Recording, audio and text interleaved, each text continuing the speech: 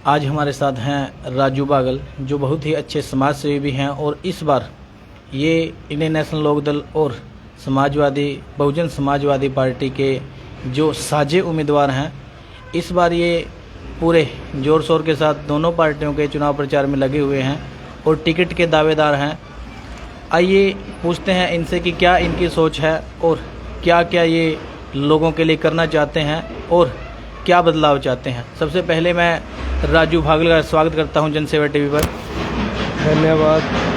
जनसेवा टीवी का मैं पत्रकार महोदय प्रदीप जी का बहुत बहुत धन्यवाद करता हूं और आज मुझे सौभाग्य प्राप्त हुआ आज पत्रकार से रूबरू बात करने का। तो राजू जी, सबसे पहले तो हम आपसे यही सवाल पूछेंगे कि राजनीति में आने के पीछे आपका क्या उद्देश्य है। राजनीति में आने का मेरा एक ही उद्देश्य है कि सेवा करना। हम 15 सालों से गोला हलका के अंदर 114 गांव में जाते हैं, जो बिल्कुल ही ऐसे गरीब लोग हैं जो सरकार की एक भी सुविधा उन लोगों के पास नहीं पहुंच रही है। कुछ लोगों के पास पहुंचती है, चुनिंदा लोगों के पास। हमको अगर एक बार गोला हलका की जनता जनार्दन होती है, अगर जनता ने मेरा साथ दिया, अब की बार इंडियन नेशनल लोकदल और बीएसपी गठबंधन में अगर मुझे मौका मिला तो मैं जनता की सेवा करने के लिए सदा मैं ऋणी रहूँगा, सेवा करने के लिए। राजू जी, इस बार की अगर बात करें तो इस बार लोग इतने ज़्यादा जागरूक हुए हैं कि इस बार टिकटार्थी इतने ज़्यादा हो गए। क्या कारण हो सकता है इसका? जब इसे लोगों की जागरूकता कहेंगे या ये कहेंगे कि सभी राजनीति में आना चाहते हैं या कोई उनको निजी लाभ हो सकता है? राजनीति एक सेवा भाव होती थी, लेकिन लोगों ने पॉलिटिकल के अंदर दलदल बना के रख दी। जो भी बनता है वही वीआईपी एमएलए कहलाता है। हम तो एक नागरिक, ऐसे नागरिक हैं सामाजिक सोशल ज़मीन से जुड़े हुए हैं। हम 15 सालों से जैसे गरीब की लड़की की शादी हो उसमें सहयोग करना, किसी गरीब की बुजुर्ग की पेंशन बंधवाना या किसी का मकान बनवाना और भी अन्य ऐसी संस्थाओं के अंदर मैं काम करने लग रहा हूँ ताकि गरीब का सहारा बनूं। जब तक हम सहारा नहीं बनेंगे और समाज सेवा का काम नहीं करेंगे तो पॉलिटिकल में आने का मेरा तो समझ से बाहर है। जो लोग एक बार विधायक बन जाते हैं वो भूल जाते हैं, वो वीआईपी कल्चर में चले जाते हैं। वीआईपी कल्चर छोड़कर हम बिल्कुल ही साफ सुथरी सेवा करना चाहते हैं, भ्रष्टाचार की सेवा नहीं करेंगे हम।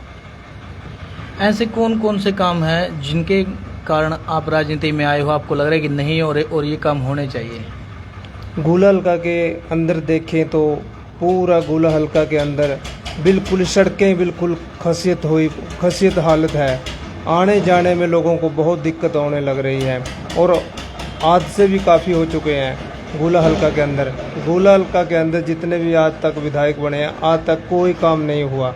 और रही बात जो गग्गर पार एरिया के लोग हैं, बिल्कुल ही उनकी कोई सुध नहीं लेता। वोट लेके चले जाते हैं, विधायक बन जाते हैं और उनके पास कोई सुख दुख का पता लेने नहीं आते, ना ही कोई सुविधा देते उनको। आज तक गग्गर पार एरिया के लोगों को पूछ लेना, 25-30 गाँव पड़ते हैं, आज तक बस नहीं उन लोगों ने देखी है और सुविधा की तो दूर की बात है जी। अगर आपको मौका मिलता है तो आपका जो मैनिफेस्टो है वो क्या रहेगा? मेरा मैनिफेस्टो तो यही है, अगर मुझे मौका मिल जाता है सेवा करने का तो मेरा एक ही है उद्देश्य है कि गरीब को रोटी कपड़ा और मकान, गरीबों की जो गरीब अति गरीब लड़कियां हैं उनकी लड़कियों की शादी करना मेरा मोटो रहेगा। और जहां भी मेरी ड्यूटी लगाएंगे जनता गोला हलका की, तो मैं वहीं उनकी बातों पर खरा उतरने का काम करूंगा। और जैसा कि अभी मैंने बोला था कि इस बार जो टिकटार्थी हैं वो बहुत ज़्यादा हो गए हैं इस कंपटीशन के, तो आपको कितने % चांस लग रहे हैं कि आपको टिकट मिल सकती है? ऐसा है कि ताऊ देवीलाल की जो नीति है बिल्कुल ही गरीब का इतासी रहा है ताऊ देवीलाल जी, और आज भी इनका परिवार बिल्कुल ही गरीबों के मसीहा कहलाते हैं। तो जितनी टिकट दी है सबसे ज़्यादा गरीब पिछड़ा वर्ग को ही दी है। इसमें दहड़ीदार से लेके और आम नागरिक को टिकट मिली है। ये एक ऐसी पार्टी है जो नर्सरी होती है ना, पौधा लगा देते हैं, एक ऐसी नर्सरी है, वहाँ से उठकर ऊपर उठाने का काम करती है। जैसा कि पीछे लोगों के मुंह से यही बात निकलती थी कि अब वो जो इंडियन नेशनल लोकदल पार्टी वो बिल्कुल ख़त्म हो चुकी है, लेकिन अब इस बार फिर से ऐसा महसूस हो रहा है कि दोबारा पार्टी उभर सकती है। तो 90 में से कितनी सीटें ये पार्टी प्राप्त कर सकती है? हमारा गठबंधन बीएसपी के साथ 37 सीटों और इंडियन नेशनल लोकदल का 53 सीटों पे गठबंधन है, और हमारी अब की बार मिलकर गठबंधन सरकार बनाएगी। कम से कम हम 55 सीट लेके चलने वाले हैं। पूरा हरियाणा के अंदर, प्रदेश के अंदर गठबंधन की सरकार बनेगी। अब की बार ना चलेगी कांग्रेस, ना चलेगी बीजेपी, बिल्कुल ही सभी ने ठान लिया है। क्षेत्रीय पार्टी और गठबंधन पार्टी को लेके चल रहे हैं। सभी दिन पर दिन साथी, युवा साथी जुड़ते जा रहे हैं। अब की बार दौर है युवाओं का। मिशन 24 में गठबंधन सरकार बनाएंगे सभी मिलकर। जैसे आप समाज सेवा से भी जुड़े हुए हो, आप गांव में घूमते हो, लोगों से मिलते हो, तो कैसा रिस्पांस मिल रहा है आपको? हर गांव में घूमता हूं मैं। 114 गांव है मेरे हलका के, तो मेरे जहां भी जाता हूं, जैसे सरपंच है, कोई पंच है, नंबरदार है, आम सामाजिक लोग है, आम माताएं बहनों से मिलता हूं। मुझे भरपूर आशीर्वाद हर गांव से मिल रहा है। अगर मुझे मौका मिलता है तो जीत निश्चित अब की बार जनता कराने की मूड में है। चलिए, धन्यवाद सर।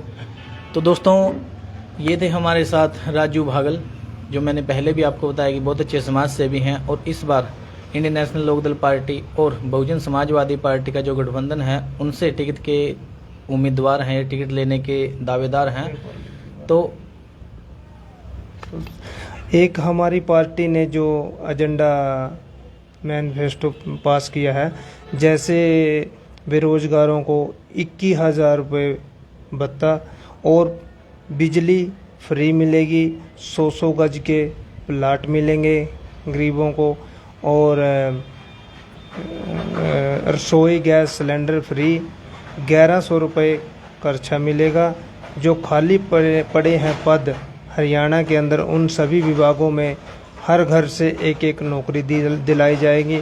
और भी अन्य ऐसी घोषणाएं हैं जो गठबंधन में तुरंत प्रभाव से लागू होगी अगर हमारी सरकार आती है, इंडियन नेशनल लोकदल और बीएसपी गठबंधन पार्टी की।